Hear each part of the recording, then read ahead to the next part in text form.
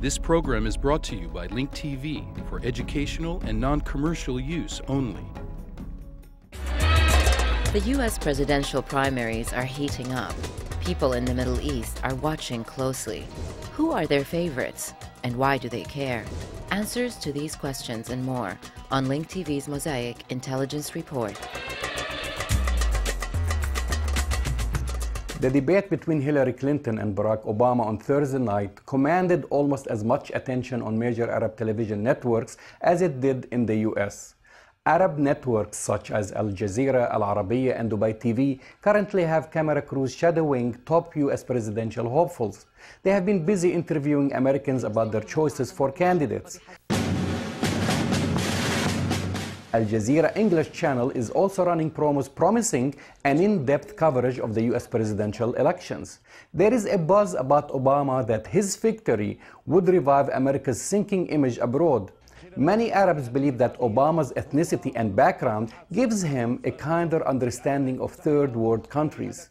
On the other hand, on an interview on Al Arabiya channel, a Saudi businessman preferred Hillary because he hoped she'd make Bill her Middle East emissary. Obama would be a novice at navigating the dangerous Middle East quagmire, according to him. Because I will offer a clear contrast. As somebody who never supported this war, thought it was a bad idea, I don't want to just end the war, but I want to end the mindset that got us in the war in the first place. We have to think about what we're going to do with the more than 100,000 American civilians who are there, working for the embassy, working for businesses, working for charities.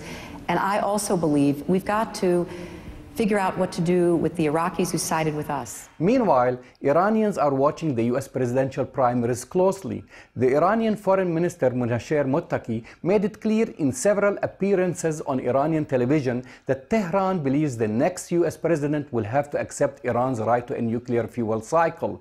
Obama is favored since he is the only one who has made an offer to talk to Iran without preconditions.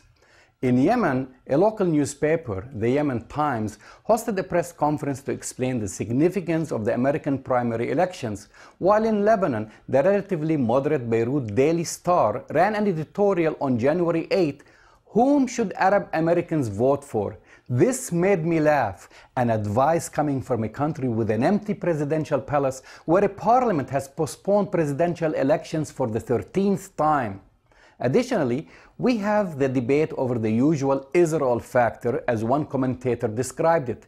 Al Jazeera has interviewed critics who say that pro-Israeli groups are set to play a major role in the forthcoming election battle, both in terms of funding candidates and by publicly criticizing any candidate critical of Israel or the U.S.'s relationship with it. If we look at particular countries, Israel is one issue where you do see a fair amount of money spent on both campaign contributions but also in lobbying of Congress. Whereas if you compare it to the money spent by pro-Arab groups, it just can't be compared. There's so much more money. John Mearsheimer, co-author of a controversial series of articles and a recent book on Israel lobby, told Al Jazeera, almost all of the major candidates are falling over themselves to demonstrate how deeply committed they are to America's special relationship with Israel. And yes, Arab media has also been covering the Republican candidates with less enthusiasm, I must add.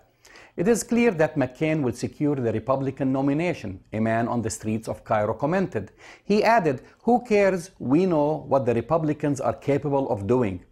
I asked a colleague in Qatar if he had a favorite.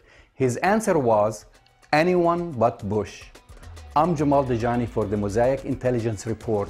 To learn more about this program or to share your thoughts, visit us at linktv.org/mosaic.